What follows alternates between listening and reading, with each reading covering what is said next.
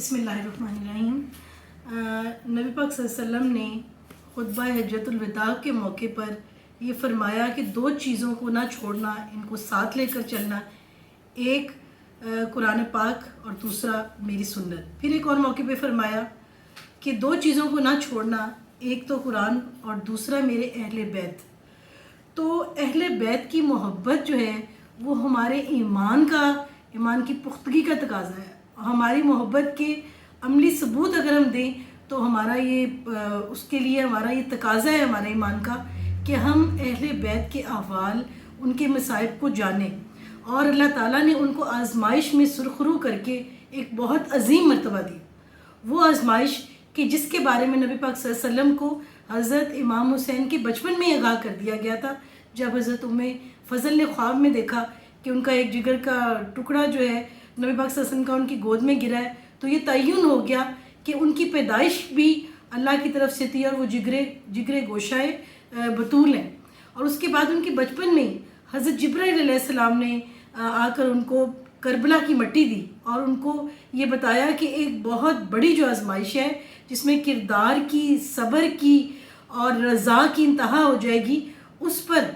آپ کے نواسے پورا اتریں گے۔ اور پھر وہ انہوں نے کربلا کی ان کے نبی پاک صلی اللہ علیہ وسلم نے اس بات پر ان کے رونے کی آواز آئی اور انہوں نے یہ بات حضرت سلمہ سے شیئر کی اور ان کو وہ مٹی کا سیمپل دکھایا۔ اور آپ دیکھیں کہ کربلا کے وقت صرف ان کی زوجہ حضرت سلمہ ہی حیات تھیں اور وہ مٹی کربلا کی ان کے پاس تھی جو کہ ان کو دی گئی۔ تو محبت جو ہے اہل بیت کی، حضرت امام حسن، حضرت امام حسین، حضرت فاطمہ علیہ السلام، حضرت علی کرم اللہ وجہہ، یہ نبی پاک صلی اللہ علیہ وسلم کی احادیث میں ہمیں یہ سبق دیا گیا ہے، اور ان کی محبت کا یہ تقاضا ہے کہ ہم مصائب اہل بیت کے بارے میں کم از کم جانیں، ضرور ان کو یاد کریں۔ خاص طور پہ یہ دن آئے تو ہم جو ہے ان کے احوال کو ان کو یاد کریں، ان کے بارے میں معلوم کریں اور ان کے مصائب کو جتنا ہو سکتا ہے ہم اس کو محسوس کریں۔ ایک زبانی کلام محبت ایک علیحدہ بات ہے، اور اگر آپ واقعی صاحب ایمان ہیں اور آپ کے دل میں محبت ہے تو یہ کیسے ہو سکتا ہے کہ جن کو ہم اپنا سمجھ رہے ہیں اور جن سے ہم محبت کا کہہ رہے ہیں تو ہم اس کو ثابت نہ کریں، ان کے بارے میں ان کا ذکر نہ کریں اور ان کو جانیں نہ، اور ان کے مصائب کو، ان کی تکلیفوں کو، ان کی قربانیوں کو محسوس نہ کریں۔ تو یہ ہماری محبت کا تقاضا ہے۔ تو یہ جو حضرت امام حسین کا جو کردار ہے تو یہ ساری دنیا کے لیے ایک سسٹم ہے۔ یعنی دنیا میں یہ کہا جاتا ہے کہ دو ہی نظام ہیں، اگر آپ حق کے ساتھ ہیں تو آپ حسینی نظام کے ساتھ ہیں، اور اگر آپ باطل کے ساتھ ہیں تو سمجھ لیں کہ آپ یزیدی قوتوں کو تقویت دے رہے ہیں۔ تمام دنیا کے بڑے اسکالرز نے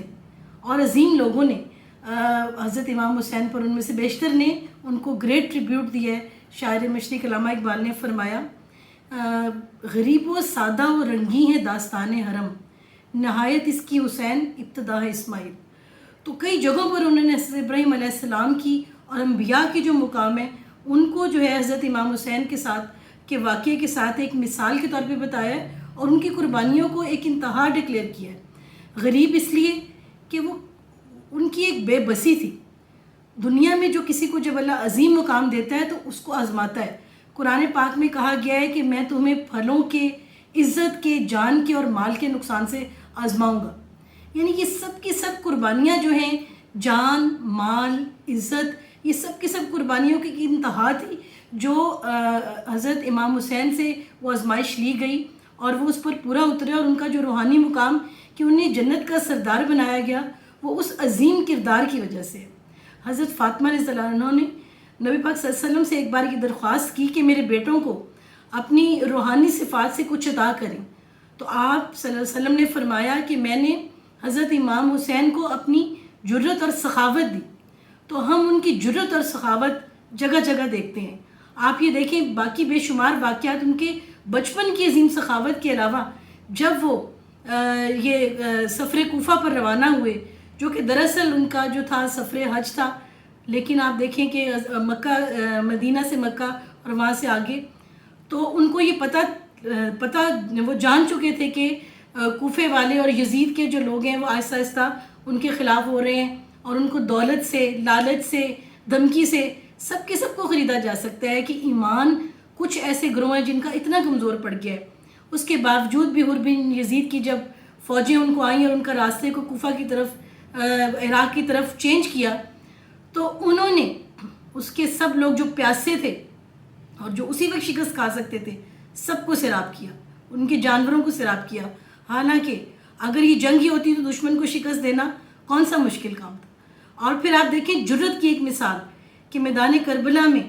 ایک ایک کر کے انہوں نے کس طریقے سے ان ہستیوں کو قربان کر دیا جن سے انہیں شدید محبت تھی. حضرت علی اکبر جو دعائیں مانگ مانگ کے جو نبی پاک صلی اللہ علیہ وسلم کی یاد میں جن کو حاصل کیا گیا تھا، جو شبیہ رسول تھے، جن کا نام ہی شبیہ رسول تھا،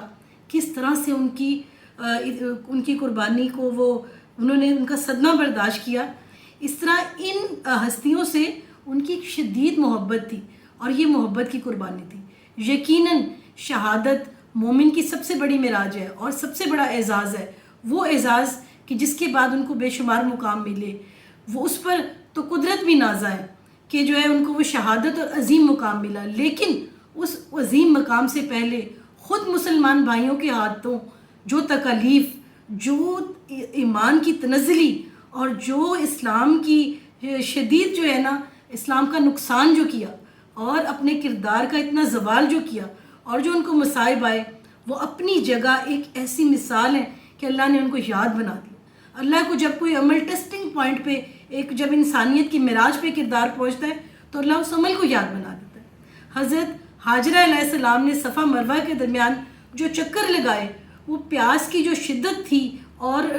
ایک بے یار و مددگاری تھی، اس ادا کو اللہ نے حج و عمرہ میں صحیح بنا دیا، اس کی یاد بنا دی. حضرت ابراہیم علیہ السلام نے جو قربانی کا وہ کر دیا، ان کے اپنی آنکھوں پہ پٹی باندھ کے ایک جرت کا مظاہرہ، ایک ایمان کی انتہا، تو اللہ نے قربانی کو ہمیشہ کے لیے یاد بنا دیا. اسی طرح حضرت امام حسین اور ان کے رفقا نے جو غم سہ لیا اور تو اس غم کو اللہ نے ایک یاد بنا دیا. حضرت امام حسین نے فرمایا تھا کہ مجھے سب سے زیادہ غم جو ہے نا وہ کوفے والوں کی بے وفائی پہ ہے کہ اسلام، ایمان اور کردار جس کو اتنی قربانیوں کے بعد بنایا تھا، کیا وہ اتنی تنزلی پہ آ جائے گا. تو یہ جو غم ہے، ان کی شہادت تو ان کا عظیم مرتبہ ہے، یہ وہ رضا ہے جو انہوں نے چاہی تھی. ایک بچے کی، چھوٹے بچے کی بھی جب قربانی علی اصغر کی ہو گئی تو انہوں نے خون کو اللہ کی طرف اچھال دیا کہ اللہ میں تو تیری ہر قربانی جو تو مجھ سے لے رہا ہے میں اس پہ راضی ہوں، بس میں یہ چاہتا ہوں کہ تو مجھ سے راضی ہے. انہوں نے رضا کی ایک انتہا کر دی اور یہ یقیناً ان کی بہت بڑی کامیابی تھی کہ رضا کی ایک انتہا انہیں مل گئی.